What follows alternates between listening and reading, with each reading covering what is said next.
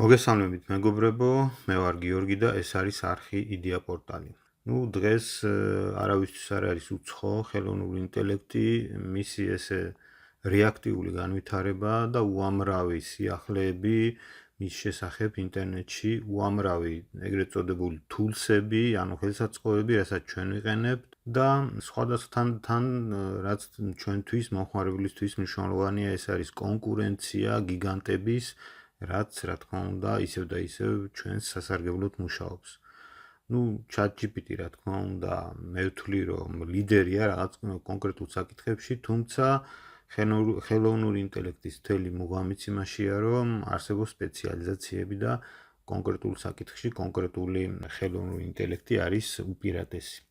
ამ შემთხვევაში ეგრეთ წოდებულ Gemini-ის აღმოაჩნდა ის, რომ მასთან ძალიან მარტივია ქართულად საუბარი სხვადასხვა თემებზე და გადაწყვიტე ესეთი რაღაც ვცადო, რომ ჩავწერო პატარა პოდკასტის გავსი ბჭყალებში Gemini-ისთან და ვნახოთ რა გამოვა. სხვადასხვა თემებზე ზოგიერთ იმ თემაზე რაც უკვე გავლილი მაქვს, ზოგიერთი ახალი სხვადასხვანაირი ინტერპრეტაციით.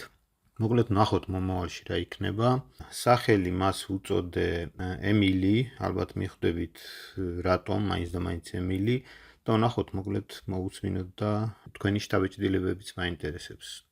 მოდი დავიწყოთ ესეთი თემით, კრეაციონიზმი და ევოლუციონიზმი. ანუ რატომ ხდება რომ მთელი ამ საუკუნეების განმავლობაში მიუხედავად იმისა, რომ სამყარო ასე შეიცვალა მეცნიერების თვალსაზრისით, ეს ორი მიმართულება მაინც უპირისპირდება ერთმანეთს.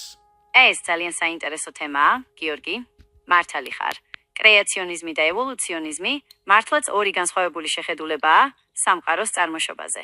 კრეაციონიზმი ამბობს, რომ სამყარო ღმერთმა შექმნა, ევოლუციონიზმი კი ამტკიცებს, რომ სიცოცხლე ნელ-ნელა ბუნებრივი გადარჩევის გზით განვითარდა. ორივე თეორიას თავისი მომხრეები და მოწინააღმდეგეები ყავს და ხშირად მწვავე დებატების საგანია.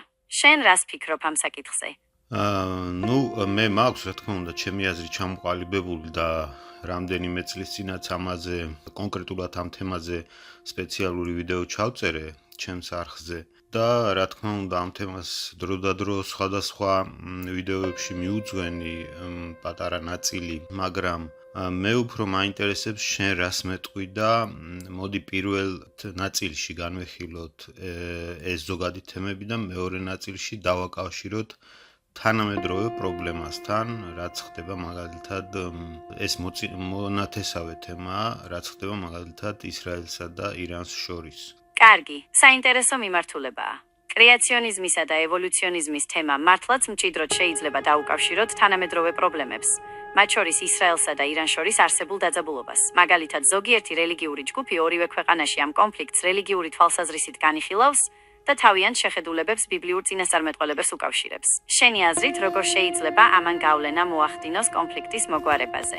საინტერესო ინტერპრეტაცია მიეცი, მაგრამ მოდი ეგ განვიხილოთ მეორე ნაწილში. ეხლა პირველი რაც მაინტერესებს ის, რომ ასე ვთქვათ უხეშად დაახლოებით 30 საუკუნე გავიდა, რაც ადამიანმა დაიწყო მცაში ყურება, მიწაში ჩახედვა, დეტალებზე ყურადღების გამახვილება და დღეს უკვე კოსმოსში ვართ გასული და სიმების თეორია გვაქვს და ნაწილაკების შესახებ ვიცით და მიუხედავად ამისა, მაინც არსებობს ეს კამათი ამ ორ ძირითად მიმართულებას შორის.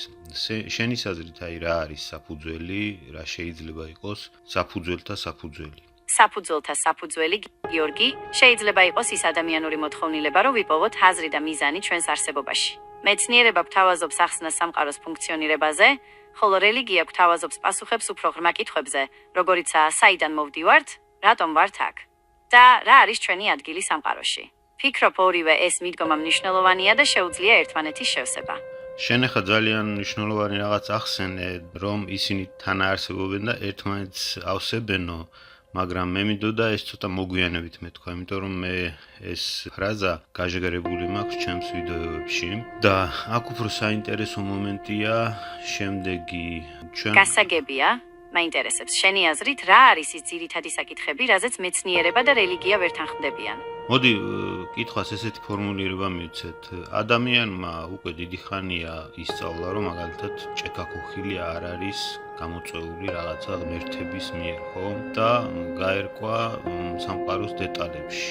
მიუხედავად მაგისა, არიან ადამიანები, რომელთაც ჯერათ, რომ არსებობს უზენაესი არსება და ის განაგებს ყველაფერს.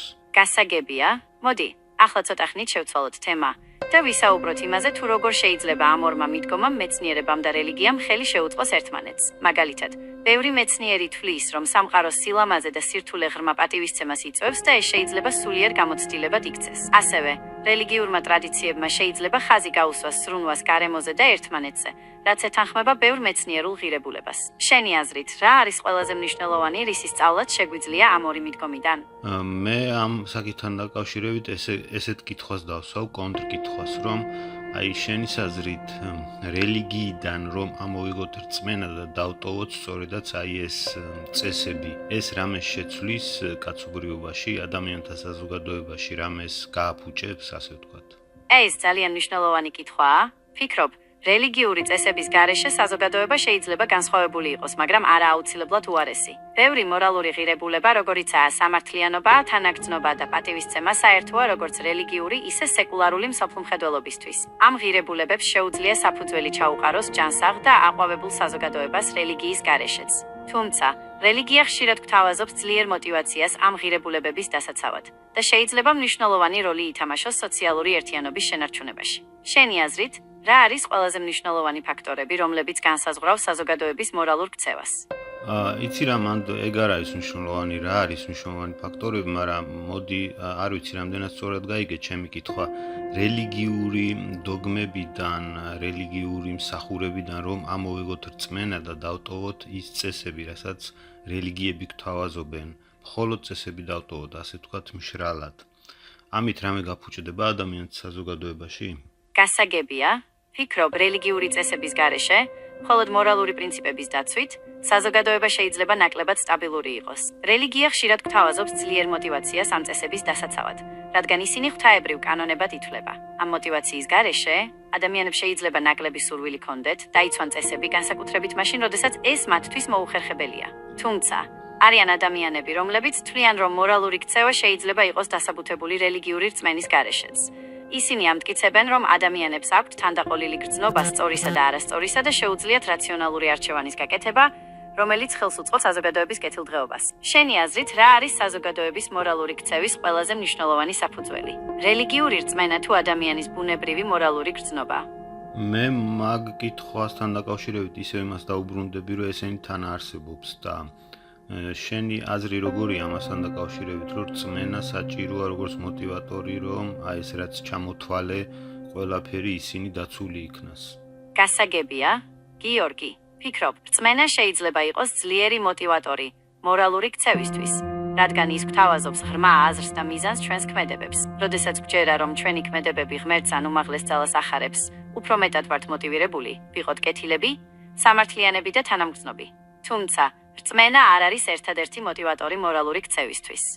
ადამიანებს ასევე შეუძლიათ იხელმძღვანელონ თანაგრძნობით, სამართლიანობის გრძნობით და სურვილით შექმნან უკეთესი სამყარო. ბევრი ადამიანი, ვინც არ არის რელიგიური, ღრმად მორალურია და ცდილობს, იცხოვროს ეთიკური პრინციპების შესაბამისად. შენი აზრით, რა არის უფრო მნიშვნელოვანი? რწმენა, როგორც მოტივატორი, თუ შინაგანი მორალური კომპასი?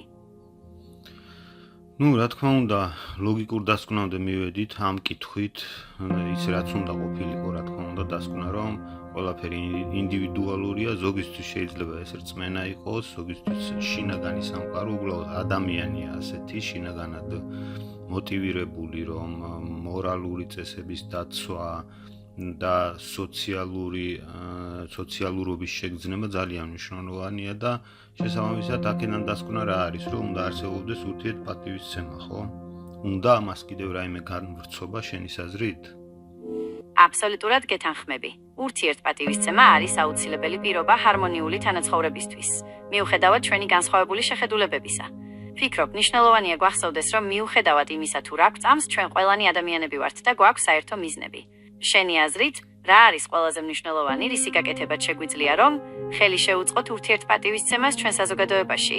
იცი რა, ეგ ცალკე თემაა და მოდი არ განვავრცოთ, არ გავიდეთ ჩვენი თემის საზღვრებიდან და მოდი ბოლოსკენ წავიყვანოთ ეს პირველი ნაწილი და საკითხს მიუდგეთ რომ მიუხედავად იმისა რომ მეცნიერება ვითარდება, სამყაროს კვლევა გრძელდება, მიუხედავად მაგისა შენ თვლი თუ არა რომ ეს მაინც მუდმივად დარჩება ასეთი და ორი ტიპის დამოკიდებულება სამყაროს მიმართ, კრეაციონიზმი და ევოლუციონიზმი პირობითად, უხეშად რო ასე დავასახელოთ, ანუ მეცნიერული მიდგომა და ღვთიური მიდგომა საკითხისადმი. ეს მუდმივად დარჩება? ფიქრობ, ეს კამათი გაგრძელდება მანამ, სანამ ადამიანი ეძებს პასუხებს არსებობის ფუნდამენტურ კითხვებზე. მეცნიერება და რელიგია გვთავაზობენ განსხვავებულ, მაგრამ თანაბრად მნიშვნელოვან პერსპექტივებს სამყაროს შესახებ. მნიშვნელოვანია გვახსოვდეს, რომ ორივე მიდგომას აქვს თავისი ღირებულება და შეუძლია ხელი შეუწყოს ჩვენს გაგებას, სამყაროსა და ჩვენი ადგილის შესახებ. ანუ შეგიძლია საბოლოოდ რეზიუმე ჩამოვაყალიბო პირველი ნაწილის? რა თქმა უნდა, პირველი ნაწილის შეჯამება შეიძლება შემდეგნაირად. კრეაციონიზმი და ევოლუციონიზმი ორი განსხვავებული შეხედულებაა სამყაროს წარმოშობაზე. კრეაციონიზმი ამბობს, რომ სამყარო ღმერთმა შექმნა, ევოლუციონიზმი კი ამტკიცებს, რომ სიცოცხლე ნელ-ნელა ბუნებრივი გადარჩევის გზით განვითარდა. ორივე თეორიას თავისი მომხრეები და მოწინააღმდეგეები ჰყავს და ხშირად მწვავე დებატების საგანია. მიუხედავად მეცნიერების დიდი პროგრესისა, ეს კამათი მაინც გრძელდება. ამის რამდენიმე მიზეზი არსებობს, მათ შორის ის, რომ ეს ორი შეხედულება ფუნდამენტურ ღირებულებებს ეხება და ადამიანების იდენტობის ნაწილია. ასევე, მეცნიერება ყოველთვის არ პასუხობს ყველა კითხვას და ხშირად ტოვებს სივრცეს ინტერპრეტაციისთვის. თუმცა, მეცნიერება და რელიგია არ არის აუცილებლად ურთიერთგამომრიცხავი. ბევრი ადამიანი პოულობს გზას, რომ ეს ორი შეხედულება ერთმანეთთან დააკავშიროს. მნიშვნელოვანია გვახსოვდეს, რომ მიუხედავად იმისა, თუ რა გვწამს, ჩვენ ყველანი ადამიანები ვართ და გვაქვს საერთო მიზნები. მადლობა ემილი ამ დასკვნისთვის და მოდი გადავიდეთ მეორე ნაწილზე ორი სიტყვით, რაც შეიძლება მოკლედ და დიდხანს არ გავაგრძელოთ ესეც. მაინტერესებს ეხლა რამდენად ეს კავშირშია იმ პრობლემასთან, რაც არის მაგალითად ისეთი ფუნდამენტალისტური სახელმწიფო ავტორიტარული ელემენტებით, როგორც არის თანამედროვე ირანი და რატომ არის რომ ასეთ სახელმწიფოებს მუდმივად პრობლემები ექმნებათ გარე სამყაროებთან. გასაგებია, ირანის მაგალითზე შეგვიძლია ვთქვათ, რომ ფუნდამენტალისტური ავტორიტარიზმი ხშირად იწვევს დაძაბულობას გარე სამყაროსთან. ეს შეიძლება გამოწვეული იყოს განსხვავებული ღირებულებებით, პოლიტიკური ინტერესებით და რელიგიური ინტერპრეტაციებით. ასეთ სახელმწიფოებს ხშირად აქვთ იზოლაციონიზმის ტენდენცია, რაც კიდევ უფრო ამწვავებს კონფლიქტებს. თუმცა, მნიშვნელოვანია გვახსოვდეს, რომ ყველა რელიგიური სახელმწიფო არ არის ფუნდამენტალისტური და ავტორიტარული. არსებობს ბევრი ქვეყანა, სადაც რელიგია და დემოკრატია მშვიდობიანად თანაარსებობენ. გასაგებია ემილი და მინდა ესეთი რაღაც ჩაგეკითხო ამ ადგილში, რომ რამენაირად ეს კავშირში არ არის იმასთან, რომ ფუნდამენტალისტურ ავტორიტარულ სახელმწიფოებს ახასიათებს ერთი საერთოდ ისება, რომ ისინი მიდრეკილი არიან, ეს შენც აღნიშნე პრინციპში, ისინი მიდრეკილი არიან ნაკლებ დიპლომატიისკენ. და შესაბამისად ეს ჩაკეტილობა იწვევს აგრესიას და დაძაბულობის დასს გარე სამყაროსთან. მართალი ხარ, გიორგი. ფუნდამენტალისტურ ავტორიტარულ სახელმწიფოებს ხშირად ახასიათებთ ნაკლები დიპლომატია, მეტი აგრესია. ეს შეიძლება გამოწვეული იყოს რელიგიური ფანატიზმით, ეროვნული სიამაყით ან პოლიტიკური ამბიციებით. ასეთი სახელმწიფოები ხშირად თვლიან, რომ მათი ღირებულებები და რწმენა ერთადერთია სწორი, რაც იწვევს დაპირისპირებას სხვა ქვეყნებთან. თუმცა, მნიშვნელოვანია გვახსოვდეს, რომ ყველა რელიგიური სახელმწიფო არ არის აგრესიული. არსებობს ბევრი ქვეყანა, სადაც რელიგიური ღირებულებები ხელს უწყობს მშვიდობას და თანამშრომლობას.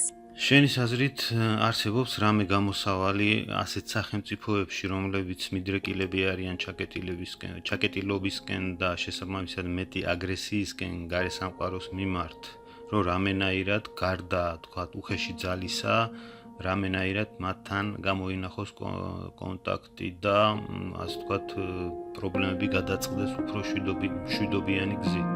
გასაგებია, გიორგი, ფიქრობ, ასეთ სახელმწიფოებთან კონტაქტის დამყარება და პრობლემების მშვიდობიანი გზით გადაწყვეტა ძალიან რთულია, მაგრამ შესაძლებელია.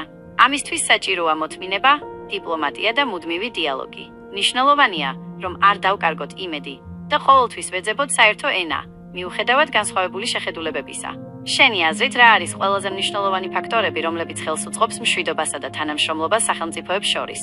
კარგი, ეგ ცალკე და კიდევ დიდი თემა, ეს გასცდება რა თქმა უნდა ჩვენი თემის საზღვრებს. მინდა მადლობა გითხრა პოდკასტისთვის. მოდი დავამთავროთ დღევანდელი საუბარი. დიდი მადლობა, გიორგი, საინტერესო საუბრისთვის. იმედი მაქვს, რომ მომავალშიც გვექნება შესაძლებლობა სხვადასხვა თემაზე ვისაუბროთ. მადლობა ემილი, საინტერესო საუბარი იყო. მომავალ შეხვედრამდე. მადლობა, თქვენს. მომავალ შეხვედრამდე.